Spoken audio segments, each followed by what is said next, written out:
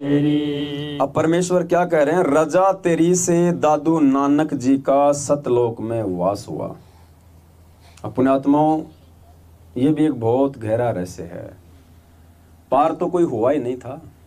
दादू नानक जी दादू तो नहीं हुए। देखो, चाहे दादू जी थे ना, दादू जी परमात्मा के समकालीन नहीं थे। नानक जी परमात्मा के समकालीन थे। दादू जी के रूप में थे परमात्मा, थे दादू जी के रूप में थे परमात्मा, लेकिन पार नहीं हुई भाई। जब 650 साल पहले खुद परमात्मा आया था और उस समय यदि कोई पार नहीं हुआ तो बीच में भी कोई पार नहीं होना था। पार तो इस समय होने हैं सारे के सारे। कुछ आत्माओं को परमात्मा निमित्त बनाता है, फिर परमात्मा खुद उनकी जगह ले लेता है। उन आत्माओं को परमात्मा मिनी सतलोक में बैठा देता है फिर, और उन आत्माओं की जगह परमात्मा स्वयं लेके एक ग्रंथ की रचना कर देते हैं, और एक जो है मतलब कि धार्मिक एक जो है वो पंथ चला देता है परमात्मा, ताकि भक्ति जीवित रहे।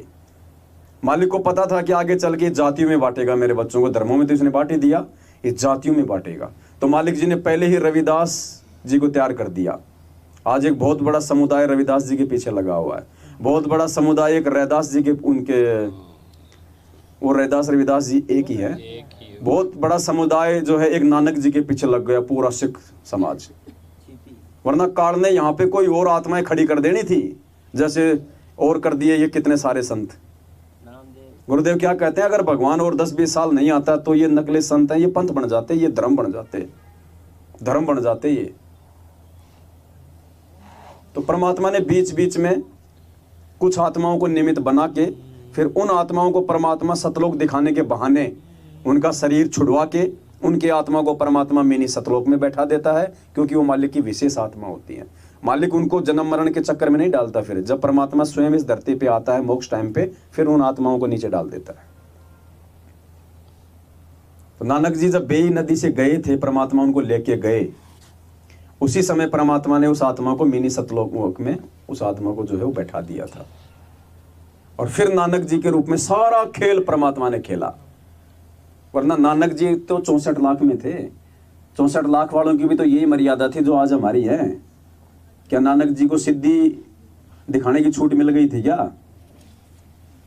भगत थे ना, कितने चमत्कार किए, कबीर जी से भी ज्यादा।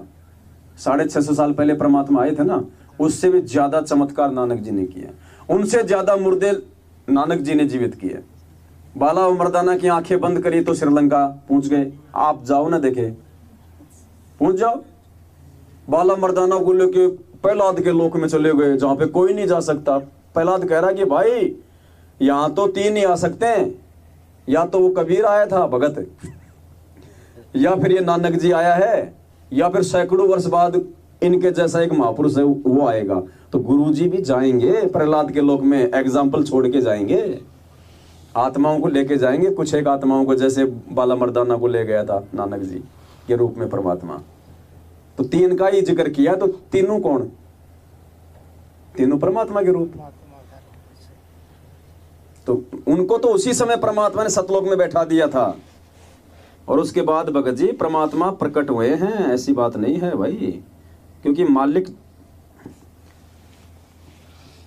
क्या कह रहे हैं परमात्मा, उसके बाद में नानक जी तीसरे दिन बेई नदी पे क्या हुए? प्रकट। सुनो,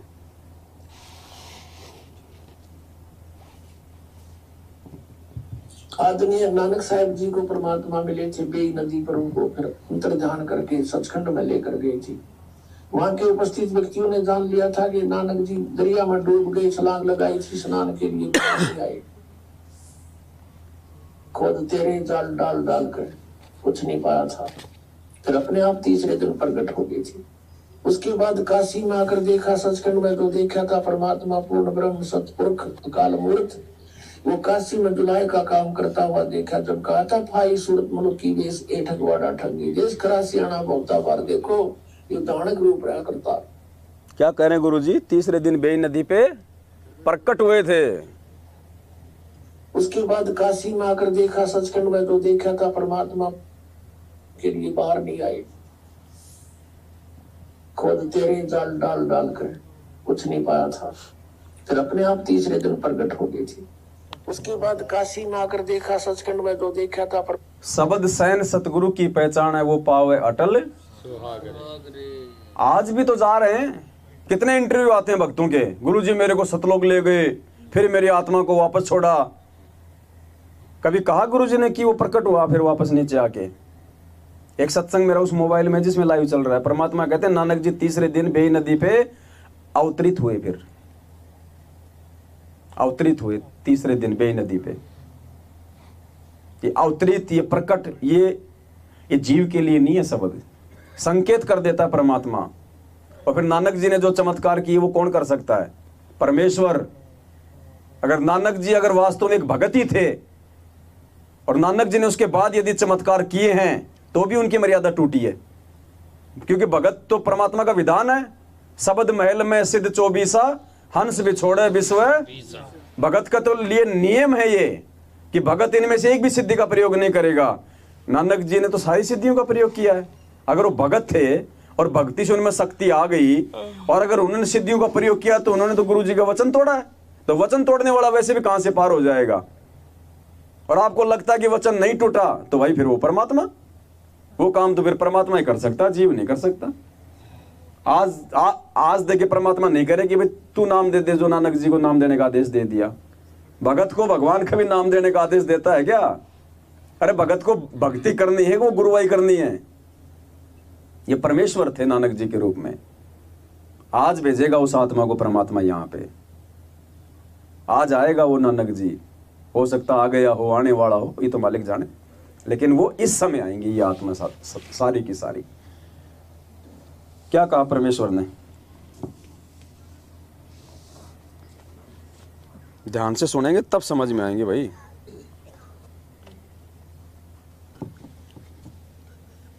तो 12 वर्ष तक नानक जी इधर उधर परमात्मा की महिमा का गुणगान करते रहे। फिर प्रभु उनसे मिले और कहा कि पुण्यात्मा अब आप विश्राम करो, अपनी भक्ति करो, सार नाम प्राप्त करो और बैठ कर भजन करो। तो पिछले लास्ट के 16 वर्ष अपने घर पर जाकर नानक साहब ने अपने खेतों में खेती की बच्चों के साथ और अपने सतलोक प्राप्त हुआ। कहने का भाव यह है कि परमात्मा फिर उस प्यारी आत्मा को सतलोक, अपने यहाँ के मिनी सतलोक में ले जाते हैं। वहां जाकर वो खूब रोता है और उस जैसे नालायक वहां बहुत बैठे पाओगे, सभी बैठ कर बतलाते हैं हमने नाश कर दिया, हमने बड़ी बनाई बात बिगाड़ दी। अब पता नहीं कौन से कलयुग में परमात्मा कब दया होगी या ना होगी। जो कलयुग के अंदर ये काल इतना सतर्क हो जाता है, नाना प्रकार के पंथ बना देता है, भिन्न भिन्न प्रकार के मजहब बनवा देता है, क्योंकि कोई एक दूसरे की बात को सुनकर प्रसन्न नहीं और आपस में लड़ाई झगड़े मार काट है और उसी अपनी अपनी सोच पर सभी आधारित रहते हैं। फिर भी परमात्मा बहुत को दया करते हैं अपनी समर्थता के कारण, अपने तत्व ज्ञान के तोड़ के गोले के आधार पर इस अज्ञान रूपी किले को ढा देते हैं। एक बार प्रत्येक कलयुग में अवश्य खत्म कर देते हैं और उस दाव में, उस अवसर में जो कोई मनुष्य जीवन प्राप्त है और वो पूर्ण संत की शरण में आके सच्ची भाव से अपना जीवन कल्याण करवा लेता, वो पार हो जाता है। अब ये बैन उठ चुका है। अब जो भी सच्चे दिल से परमात्मा की भक्ति जैसी भी बनती है करते रहिए, पर मर्यादा से दूर ना होना। अब आप यहाँ से पार हो जाओगे। तो काल मर्यादा में तो नहीं रहने दे रहा भक्तों को।